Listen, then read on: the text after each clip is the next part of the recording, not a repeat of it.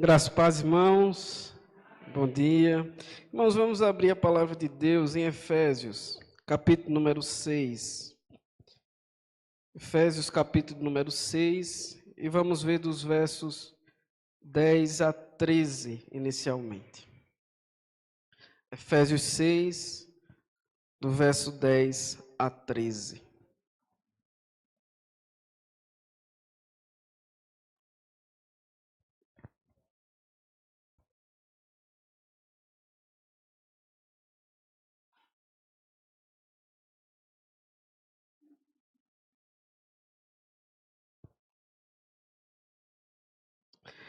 Assim diz o Senhor em sua palavra. Quanto ao mais, sede fortalecidos no Senhor e na força do seu poder. Revesti-vos de toda a armadura de Deus, para poderes ficar firmes contra as ciladas do diabo.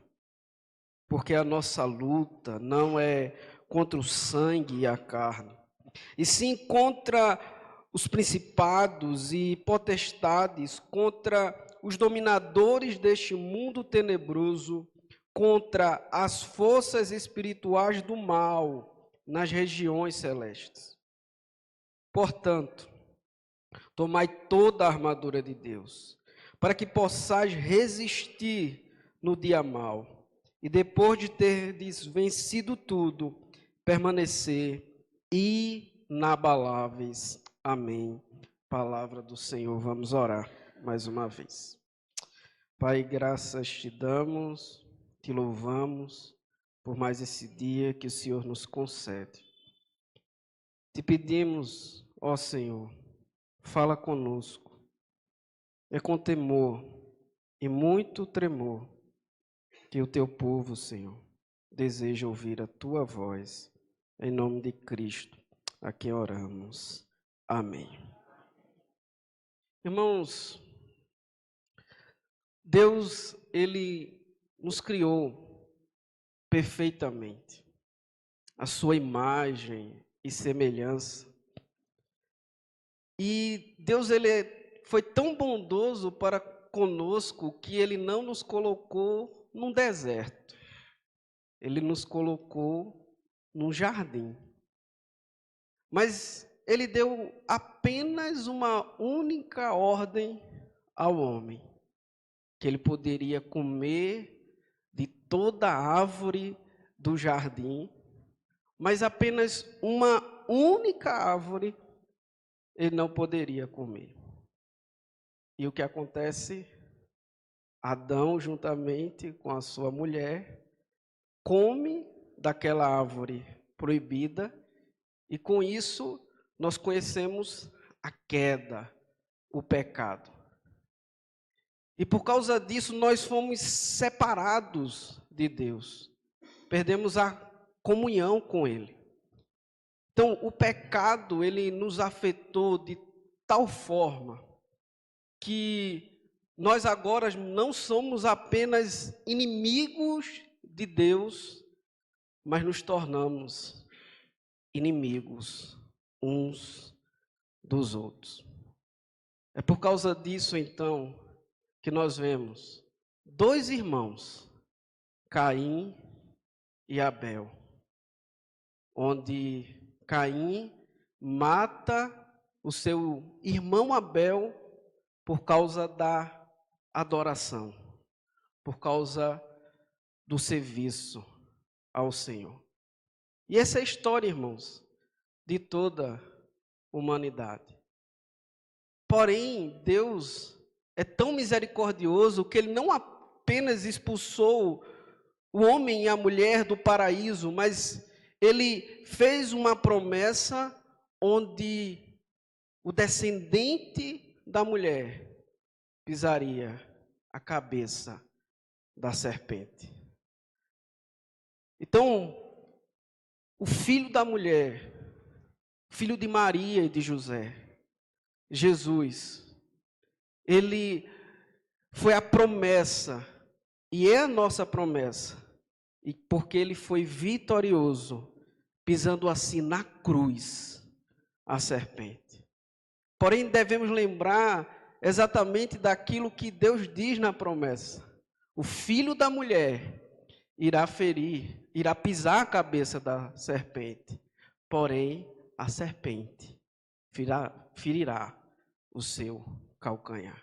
E de fato, Cristo foi ferido na cruz. Porém, ele foi vitorioso. Só que seus filhos estão aqui na terra, seus irmãos estão aqui na terra, sua igreja está aqui na terra. E por causa disso, então, nós somos ainda feridos nesse mundo. Porém, irmãos, eu gostaria de meditar com os irmãos dito sobre a queda e a promessa da redenção, que nós fomos convocados para um combate. Queiramos ou não, estamos em guerra. E estar no meio da guerra e não reconhecer é muito perigoso. Se você for um verdadeiro crente, Satanás o odeia, porque você é portador da imagem de Cristo. Ele o odeia porque Cristo está em você e você ama a Cristo. Então, todo verdadeiro crente está envolvido no que a Bíblia descreve como guerra espiritual. E digo mais, você foi convocado para essa guerra. Paulo, irmãos, ao escrever a sua carta aos Efésios, ele estava preso em Roma. A própria epístola nos diz isso em Efésios 3:1, Efésios 4:1 e Efésios 6:20. Então, Paulo fala de si mesmo como um prisioneiro de Cristo ou um embaixador de Cristo em cadeias.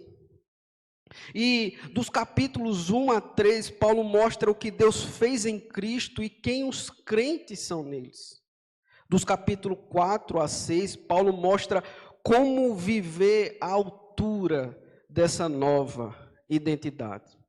O capítulo que nós lemos, de número 6, apenas uma porção dele, Paulo vai abordar as relações no trabalho de senhores e servos e encerra tratando sobre a armadura de Deus para resistir ao inimigo.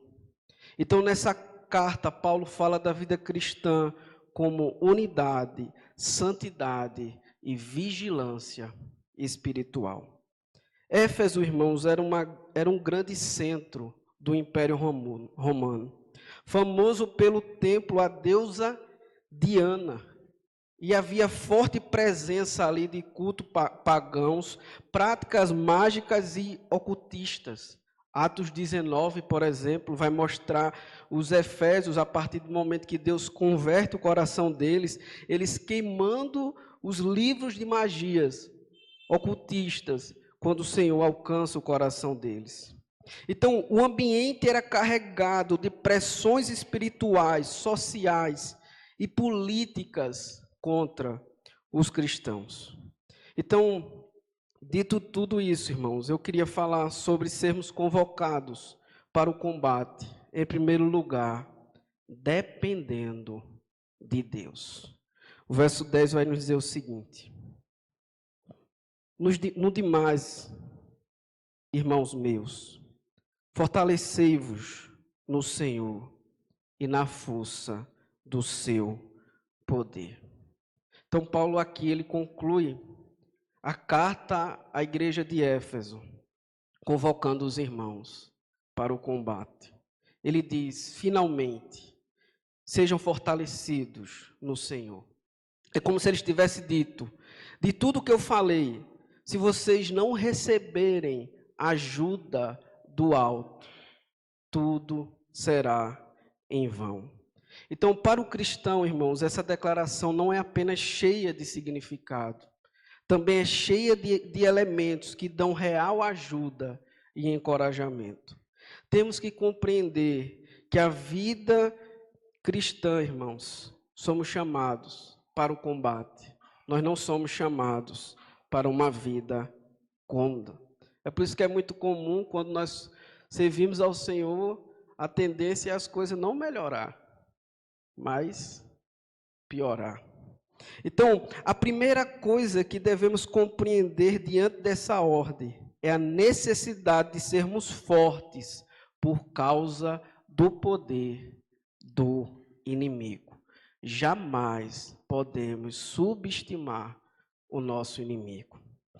1 Pedro 5,8, o texto vai dizer: o diabo, vosso adversário, anda em derredor como leão, que ruge, procurando alguém para devorar.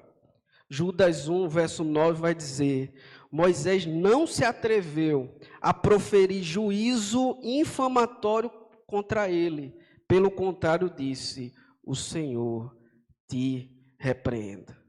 O inimigo, ele é terrivelmente poderoso e cheio de astúcia.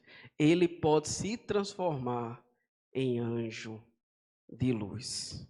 Então não ache que você tem força para lutar sozinho contra o diabo. Nenhum soldado entra no campo de batalha para destruir um exército inteiro. Então, a ordem para o combate não é apenas individual, mas também para toda a igreja. Se é difícil lutar contra esse adversário juntos, como irmãos em Cristo, imagina sozinho. Então, nós não devemos, irmãos, nem exagerar, nem subestimar o nosso adversário. Ele não é Deus, nem mesmo uma divindade caída. E não é o Todo-Poderoso. No entanto, Satanás, ele é um inimigo poderoso.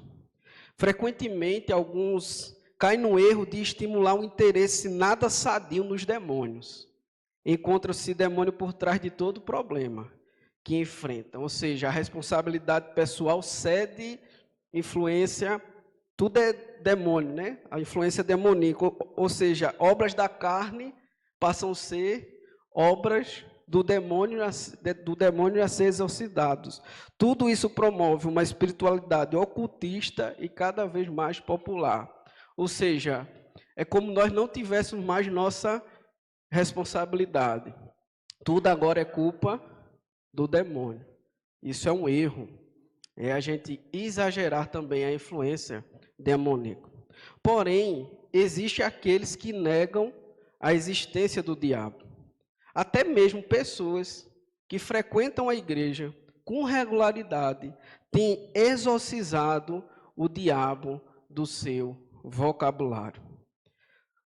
Charles Spurgeon, já na sua época, ele diz a seguinte frase: certos teólogos hoje em dia não acreditam na existência de Satanás.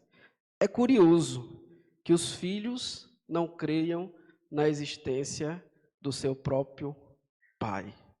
E de fato, quem é o pai da mentira? Então, se eu digo que Satanás não existe, ele é o quê? Meu pai, porque eu estou sendo mentiroso. Então, perceba, irmãos, existe um exagero, mas também existe uma ideia de como se Satanás não existisse, ou seja, como se ele não tivesse influência nesse mundo. Então, devemos evitar tanto esse exagero, como esse ponto de dizer que Satanás não existe. Então, nós devemos nos fortalecer no Senhor, ou seja, tornar-se forte com respeito ao corpo, como sendo fortalecido a partir da fraqueza. A ideia aqui que o apóstolo Paulo usa é o fortalecimento do nosso corpo fraco, como alguém que vai para uma academia, vamos dizer assim. Ou seja, ele começa a se fortalecer o seu corpo. Só que esse fortalecimento ele não vem do seu próprio mérito, mas é o fortalecimento que vem do Senhor, na força do seu poder. Então, diante da nossa luta contra o inimigo, temos que buscar força e poder em Deus. Paulo não está preocupado com o combate, irmãos, só por causa do poder do inimigo, mas também está preocupado conosco por causa da nossa fraqueza, por causa da nossa falta de força. Adão, embora perfeito, tinha uma vida de amizade e comunhão com Deus. Ele caiu, e caiu facilmente. O inimigo não apelou muito, não. Só deu uma proposta assim: você vai ser igual a Deus. Então dá esse fruto para cá. Então, se Adão e Eva caiu facilmente no mundo perfeito, num jardim, antes do pecado, imagina nós. Imagina cada um de nós depois desse mundo caído e rodeados, cheio de pecado. Então, se você se acha que é um cristão muito forte, permita que eu lhe pergunte: por que você falhou tanto? E por que você ainda falha? Deve-se tudo, irmãos, ao simples fato da nossa fraqueza. É porque somos incapazes e falíveis. 2 Coríntios 2, versos 7 a 10, Paulo vai dizer o seguinte: e para que não me ensoberbecesse com a grandeza das revelações, foi-me imposto um espinho na carne, mensageiro de Satanás, para me esbofetear, a fim de que não me exalte. Por causa disso, 3 vezes pedi ao Senhor que o afastasse de mim. Então ele me disse: a minha graça te basta, porque o poder se aperfeiçoa na fraqueza. Devemos buscar auxílio em Deus, pois o combate é dele e não nosso. Vocês veem a força e o poder do inimigo. Estão cientes da fraqueza pessoal de vocês. Diga a si mesmo: este combate é de Deus. Recebemos o privilégio de estar nele, lutar como soldados. Todavia, a honra de Deus está envolvida nisso tudo. Lembre-se de que ele está presente e que o combate é dele. Então, o inimigo é poderoso. Não ache que você tem poder em si mesmo para lutar sozinho contra ele. Muitos ficaram pelo caminho achando que poderiam derrotar o diabo sozinho. Somos fracos e necessitamos recorrer à força e o poder de Deus para essa batalha. Então, confrontados pelo inimigo e compreendendo a nossa fraqueza, podemos ameaçá-lo com o nome que está acima de todos os outros nomes. O nome o qual se dobrará todo o joelho dos que estão nos céus e na terra e debaixo da terra. Devemos recorrer ao capitão da nossa fé, Jesus Cristo. É muito interessante porque em Éfeso existiam alguns judeus que queriam expulsar os demônios, e lá ele começa querendo expulsar os demônios, e os demônios dizem: olha, Paulo eu conheço, Jesus eu conheço, agora vocês, quem são vocês? E diz que os demônios vão e se apossam dele, né, dos judeus. Então perceba, irmãos, é exatamente isso que o diabo vai fazer com cada um de nós, se acharmos que podemos derrotar o nosso inimigo com a nossa própria força. É como ele diz assim: quem é você? É por isso que nós não expulsamos os demônios, não repreendemos os demônios em nosso nome. É no nome de Cristo, é no nome do nosso Salvador. Mas em segundo lugar, irmãos, no verso 11, o texto vai nos dizer que não apenas devemos depender de Deus no combate, mas também devemos sermos vigilantes. Veja o que o texto vai nos dizer. Revestivos de toda a armadura de Deus, para poder ficar firmes contra as ciladas do diabo. O Senhor nos oferece armas para repelir todo tipo de ataque. seja, ele vai nos atacar, ele está ao nosso derredor. Então, Deus ele nos fornece armas para isso. Resta-nos aplicá-las e não deixá-las penduradas na parede. Então, para aguçar nossa vigilância, ele nos lembra que não devemos apenas nos engajar em guerra aberta, mas que temos um inimigo astuto para enfrentar e que frequentemente está à nossa espreita. Então, é interessante, certa vez eu estava dizendo numa pregação que teve um período de bastante chuva aqui, e ainda está chovendo bastante, e eu tinha uma capa para ir para a Lagoa de São José. Né? Só o que acontece? Ao invés de usar, eu deixava em casa. Aí o que acontecia? Chegava todo molhado. É a mesma coisa, Deus nos dá arma para que a gente possa usar. Mas se a gente não usar, vai servir para alguma coisa? Não. Então, Deus ele nos chama a nos revestirmos de toda a armadura. Então, Paulo também não manda usar apenas parte, mas toda a armadura. O cristão não pode se proteger apenas em alguns aspectos da vida espiritual, mas deve estar vigilante em todos. Pois se deixar uma parte descoberta, o inimigo atingirá e derrubará. Segundo lugar, irmãos, não é com as nossas próprias armas que travamos essa guerra, mas com as que vêm de Deus. Se confiamos nas nossas armas, nós seremos vencidos. Mas se tomarmos a dele, venceremos com facilidade. O cristão está na guerra, foi convocado, foi colocado nessa situação. Entretanto, a guerra não é dele. Não é ele que decide sobre estratégia, nem mesmo sobre as armas.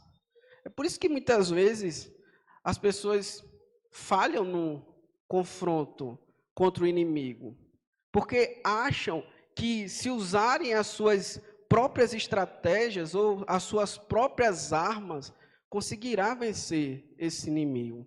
Porém, não. Nós só podemos derrotar esse inimigo usando as armas, não nossa, mas a que Deus nos concedeu. Então, revestir-vos significa vestir-se intencionalmente, assumir plenamente como quem coloca uma nova identidade ou proteção, aqui aplicada à armadura espiritual provida por Deus. O propósito da vestimenta da armadura é ficar firme contra as ciladas do diabo. Significa ficar de pé, permanecer firme, resistir, sem recuar. É uma ideia exatamente militar. E é interessante porque essa armadura que Deus nos concede, ele só serve para frente, não para as costas. Então, se corremos, virarmos as costas para o nosso inimigo, nós seremos derrotados. A Bíblia nos ensina a fugirmos do pecado, mas do diabo, a Bíblia nos chama a resistir. Então, é uma ideia militar. Lucas 22, verso 31 a 34, esse texto vai nos dizer algo impressionante. Diz assim, Jesus dizendo, Simão, Simão, eis que Satanás vos reclamou para vos peneirar como trigo. Eu, porém, roguei por ti, para que a tua fé não desfaleça. Tu, pois, quando te converteres, e o converter aqui não é novo nascimento, mas é uma restauração espiritual, fortalece os teus irmãos. Ele, porém, respondeu, veja a prepotência de Pedro. Senhor, estou pronto a ir contigo, tanto para a prisão, como para a morte. Mas Jesus lhe disse, afirmo-te, Pedro, que hoje 3 vezes me negarás que me conheces, antes que o galo cante. Isso nos ensina como a soberba é algo interessante. Porque da declaração de Pedro, arrogante, soberba, para sua queda, foi muito rápido. Deus, irmãos, resiste aos soberbos, mas dá graça aos humildes. Então perceba como a declaração de Pedro, tão arrogante, de dizer, eu vou contigo até a morte, que é isso, orar por mim, Senhor. Eu vou contigo até a prisão. Rapidamente, ele negou a Cristo. Então devemos tomar cuidado com a nossa autossuficiência, acreditando que podemos resistir ao ataque do inimigo sem vestir a armadura dada pelo próprio Deus. Você acredita que pode resistir ao inimigo sem ter uma vida de oração? Sem uma vida de leitura da palavra de Deus?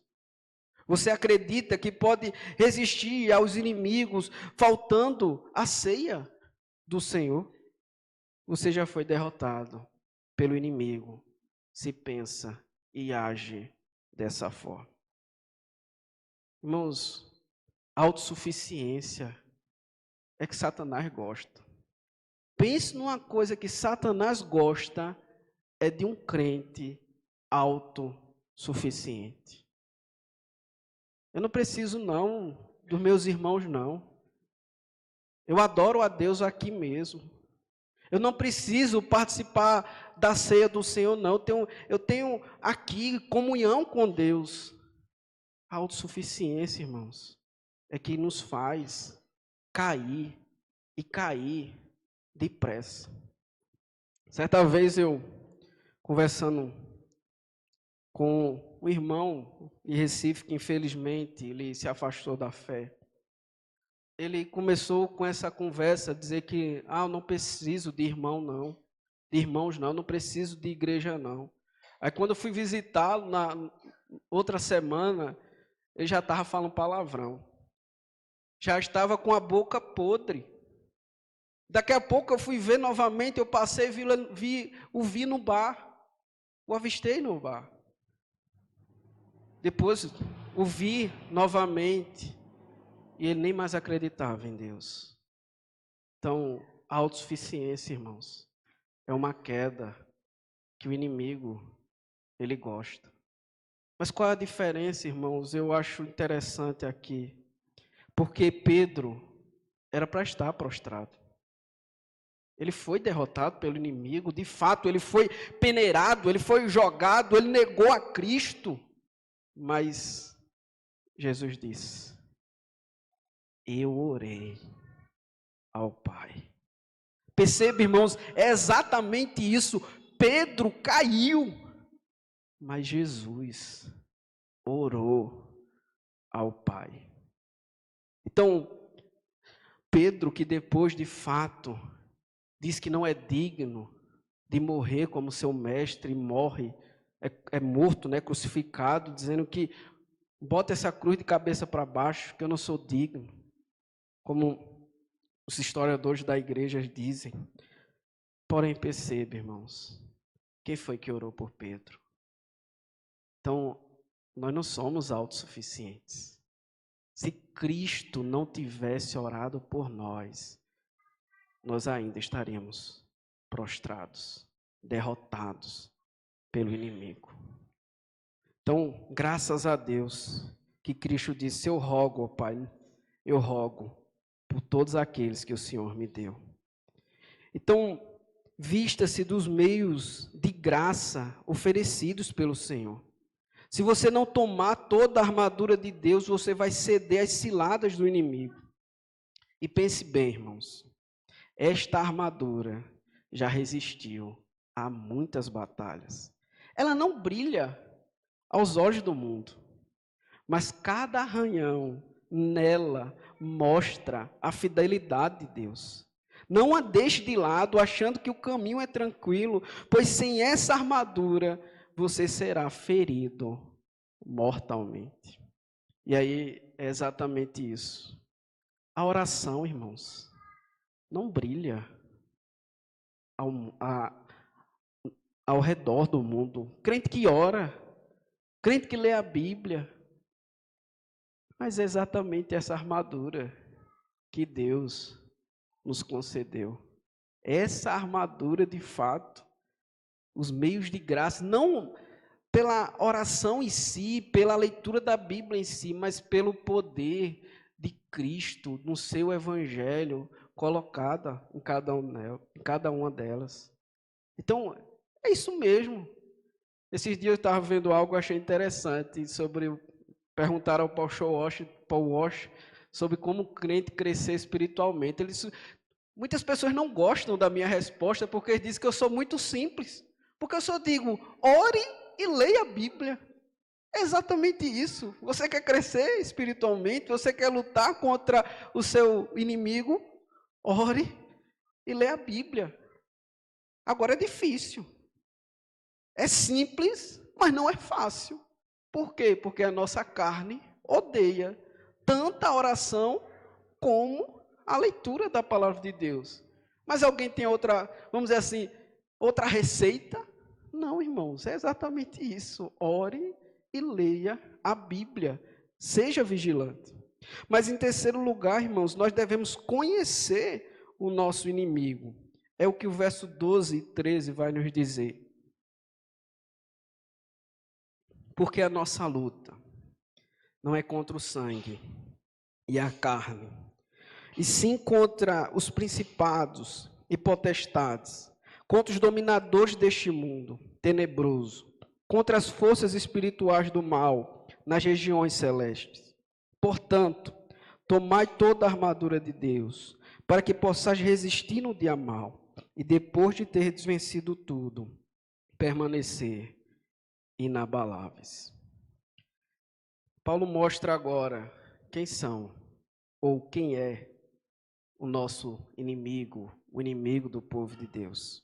Em primeiro lugar, na parte A, ele diz claramente, não são pessoas. Ou seja, não é uma luta contra a carne e nem sangue.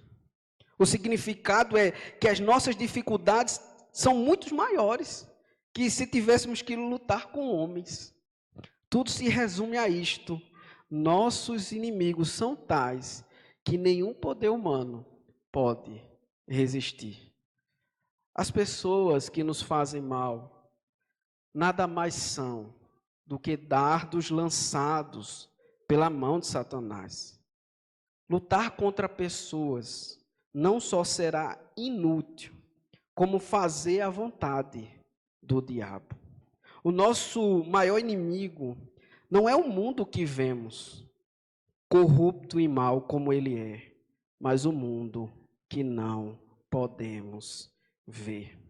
Então, como podemos vencer, então, Satanás, quando ele envia a pessoa para nos fazer o mal? Mateus 5, 44. Eu, porém, vos digo, amai os vossos inimigos e orai pelos que vos perseguem. Romanos 12, 14. Abençoai os que vos perseguem, abençoai e não maldizeis. Romanos 12, 21. Não te deixes vencer do mal, mas vence o mal com o bem. Não há maneira mais certa de triunfar contra o diabo e de seus ministros, por mais que nos odeie, do que praticando todo o bem possível em qualquer lugar onde nos encontremos. Devemos ir direto ao nosso inimigo, que nos ataca e fere do seu esconderijo, usando pessoas. Quer vencer Satanás? Ame, ore, abençoe, faça o bem a quem te persegue. E aqui, irmãos, nós não estamos negando que as pessoas têm a sua responsabilidade pessoal, não é o ponto. Mas a questão é que aqueles que nos fazem o mal, nós não devemos retribuir com o mal, porque eles apenas são instrumentos do inimigo. Eu vi um vídeo, acho que vocês já viram no YouTube, que é bastante antigo, de um psicopata nos Estados Unidos que matava e estrupava mulheres inocentes. E diante do tribunal público, ele estava ali para ser condenado, lógico, pelos atos que ali cometeu, inclusive na localidade era a pena de morte. E ali os familiares daquelas vítimas olhavam para o criminoso e diziam: você tem que morrer, você merece isso, o que você fez, você não presta. E de fato, não é, tudo é verdade, mas ele ria da cara dos pais. E ali sobe um cristão e diz: olha, você está pedindo para eu cumprir o mandamento mais difícil que a Bíblia ordena. Você matou a minha filha, mas eu te perdoo. Irmãos, psicopata que estava zombando, ele começa a chorar. Começa, porque, irmãos, é exatamente o que de fato quem Cristo nos chama a ser. O mundo, ele vai dizer que ele deu numa face direita, dê na face esquerda dele com mais força. Mas Cristo não. E aqui, lógico, Cristo não está dizendo que a gente deve levar uma tapa e dizer assim, dê agora na outra. Não. Cristo está dizendo, não se vingue, perdoe, ame, abençoe. É exatamente isso, irmãos, que nós somos chamados para sermos. E é tão interessante isso, irmãos, que foi exatamente dessa forma que o cristianismo, ele avançou. Orando, amando e abençoando os seus perseguidores. Então, Paulo mostra, em segundo lugar, quem são os nossos verdadeiros inimigos, com quem nós temos que batalhar. Éfeso era o centro do culto à deusa Diana e fortemente envolvido com magia, com feitiçaria e ocultismo. Ao ouvir Paulo falar de principados e potestades, eles entendiam que não são apenas forças humanas, mas poderes espirituais malignos que dominam o mundo invisível. Apesar dele usar uma linguagem aqui de hierarquia demoníaca, o ponto principal não é descrever em detalhes como os demônios se organizam, mas mostrar o mal e o real, que o mal é real, organizado e poderoso. Veja, irmãos, a ideia aqui de principados e potestades, dominadores desse mundo, é uma ideia totalmente organizada aqui e militar. Não pense que os ataques do inimigo contra o povo de Deus são ataques desorganizados, não. São muito organizados. Eles são organizados. Então, Paulo estava dizendo, os inimigos não são César, não é Nero, ou os soldados, mas os poderes espirituais que operam por trás do império e da idolatria. Então, quando o inimigo é invisível, nosso perigo é maior. Assim como nosso inimigo é espiritual, devemos usar armas espirituais nessa batalha. 2 Coríntios 10, versos 3 a 5, vai nos dizer: porque embora andando na carne, não militamos segundo a carne, porque as armas da nossa milícia não são carnais, e sim poderosas em Deus, para destruir fortalezas, anulando nós sofismas e toda altivez que se levante contra o conhecimento de Deus, e levando cativo todo pensamento à obediência de Deus. Nenhuma bomba nuclear pode derrotar esse inimigo. Os poderes das trevas só podem cair por meio da pregação do Evangelho, convertendo o coração dos homens. Só quando o Evangelho é pregado é que o inimigo é derrotado. E exatamente é isso, irmãos, que nós vemos durante toda a história do povo de Deus.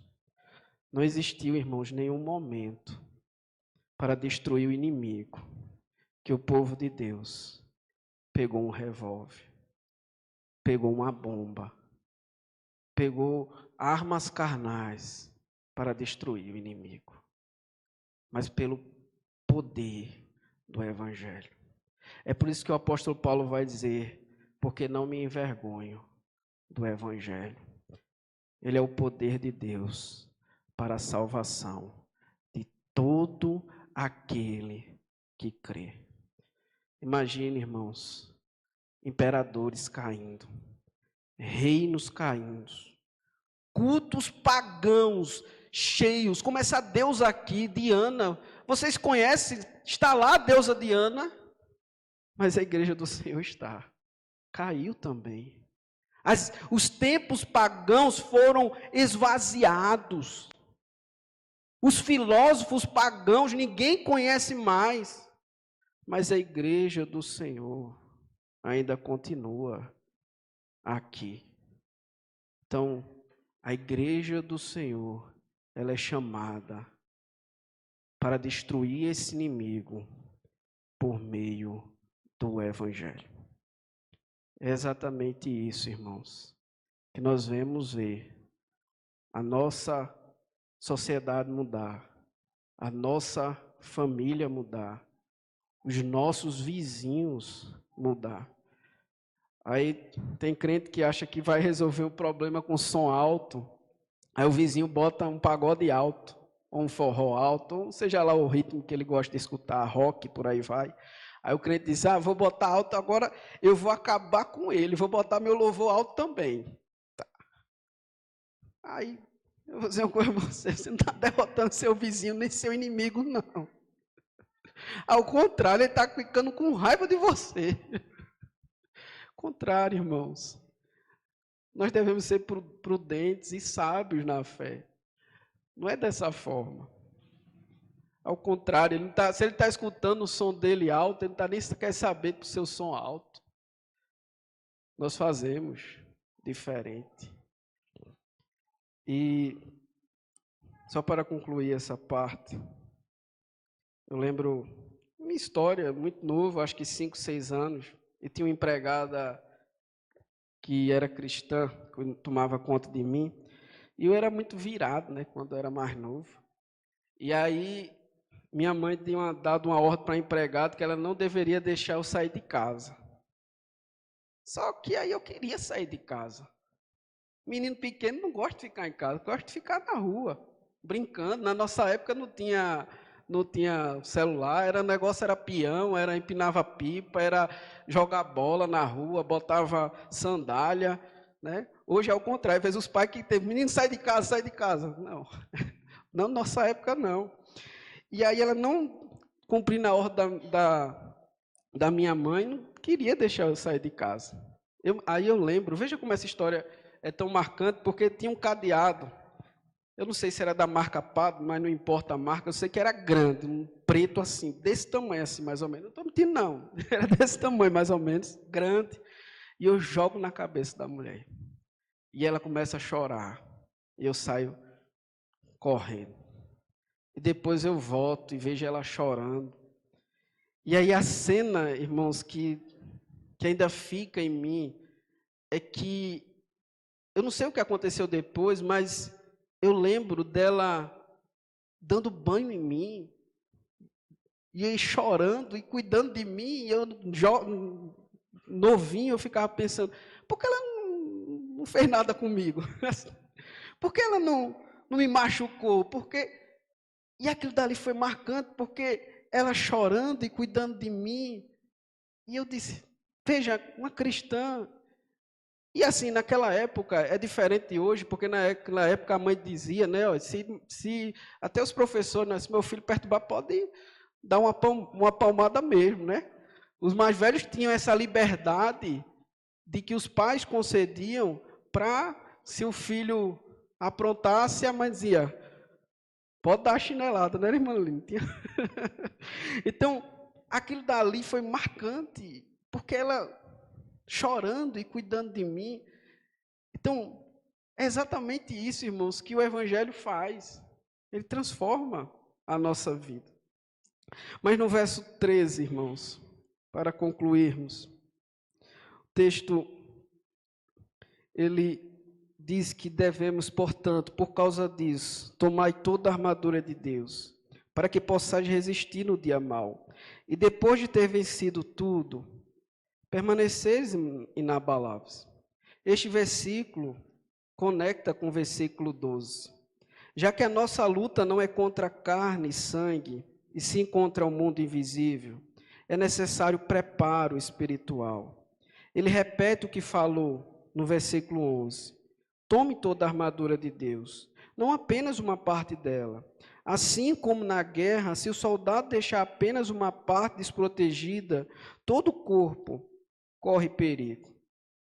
Então, devemos tomar a verdade, o evangelho da paz, o escudo da fé, o capacete da salvação e a espada do Espírito, com o propósito de permanecer firme contra o inimigo e tomar posição contra.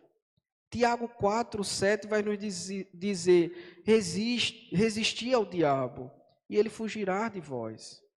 Resistir no dia mau significa tomar posição firme contra os ataques do inimigo. Não ceder mesmo quando a tentação ou perseguição chegam no seu ponto mais forte. Depois de toda a luta, ainda estar de pé, inabalável em Cristo. O cristão não vence correndo para frente sem preparo. A vitória não é ser derrubado pelo inimigo, mas continuar firme na posição, protegido pela armadura. Então, conhecendo o nosso inimigo, somos convocados a batalhar contra ele. Convocados, irmãos, para o combate, devemos depender totalmente de Deus, pois somos fracos e o nosso inimigo é poderoso. Devemos nos manter em vigilância constante, toda parte da armadura de Deus, tomando toda parte da armadura de Deus, por causa das ciladas do diabo. E por fim, conhecendo o nosso adversário, devemos nos manter de pé, nos opondo ao diabo. Irmãos, Cristo já venceu essa guerra. Os poderes estão derrotados e sujeitos a Ele. A igreja participa dessa vitória. A luta do cristão não é para conquistar a vitória final, mas para permanecer firme na vitória de Cristo. E quão assuma a grandeza, irmãos, do seu poder, para com os que cremos, segundo a eficácia da força do seu poder, o qual exerceu ele em Cristo, ressuscitando dentre os mortos e fazendo assentar à sua direita nos lugares celestiais, acima de todo principado e potestade, e poder, e domínio, e de todo nome que se possa referir, não só no presente século, mas também no vindouro. O diabo, irmãos, é um inimigo derrotado por Cristo. Na cruz, o golpe foi fatal. No Senhor Jesus, a nossa vitória é garantida. Então, que convocados para o combate, nós possamos permanecer firme em Cristo Jesus. Eu comecei falando do relato da queda e como ele nos afeta pelo fato de sermos inimigos de Deus, inimigos um dos outros e esquecermos de fato quem é o nosso real inimigo. Mas devemos lembrar sempre, irmãos, na cruz de Cristo, diz o seguinte, que o véu, ele foi rasgado, de alto a baixo, rasgado no meio. Ou seja, os homens que eram inimigos de Deus foram reconciliados com ele por meio da cruz de Cristo. Mas não apenas com Deus. Nós que outrora éramos inimigos, agora somos irmãos em Cristo Jesus.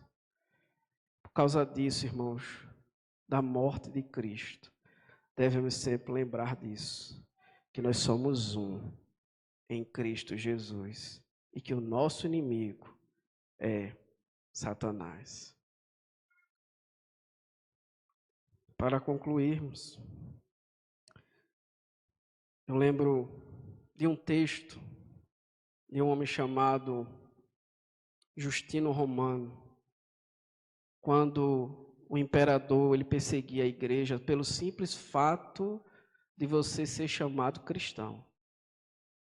Qual era o que você fez? Nada. Qual é seu nome? Cristão. Então você vai ser morto. Pelo simples fato de você ser chamado cristão. E aí esse homem ele diz algo seguinte: olhe,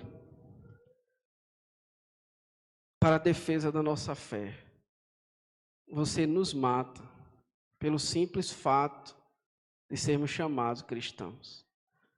Mas se lembre de uma coisa: nós éramos inimigos e nos odiávamos por causa da nossa cor, por causa da nossa raça, por causa de um era judeu, outro samaritano, outro gentio, mas agora, em Cristo Jesus, nós nos amamos. E aí, irmãos, não existe nenhum imperador, não existe nenhum perseguidor que pode negar essa verdade.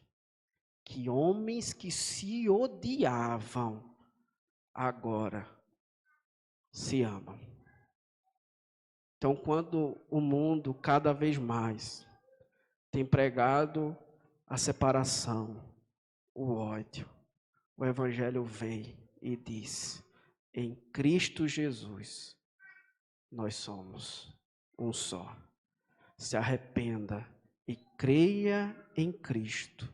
E através do sangue de Cristo, não há escravo, não há livre, não há homem, não há mulher, não há judeu, não há gentio. Todos somos um em Cristo Jesus. Nós vamos colocar de pé, vamos orar assim, encerrando nosso culto.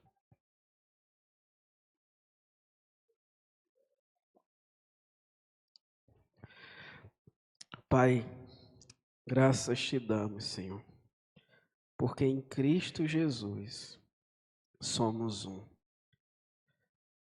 Sabemos, ó Pai, que o pecado nos separou da comunhão com Deus, mas também com o nosso próximo. Mas através da morte de Cristo Jesus, o véu foi rasgado. Nós fomos reconciliados com Deus e reconciliados uns com os outros. Esse é o Evangelho, Senhor, poderoso, transformador. Aquele que faz que os maiores inimigos se tornem irmãos em Cristo Jesus. Obrigado, Senhor, por tamanha salvação. Continua, Pai, nos abençoando, gerando em nós, ó Pai, cada vez mais crescimento espiritual em Cristo Jesus. Que o Senhor abençoe nossas vidas, abençoe os nossos lares, Senhor, para a glória do Teu nome. Que o Senhor conduza-nos agora, cada um de nós, para as nossas casas e que possamos retornar logo mais. Em nome de Cristo a quem oramos. Amém.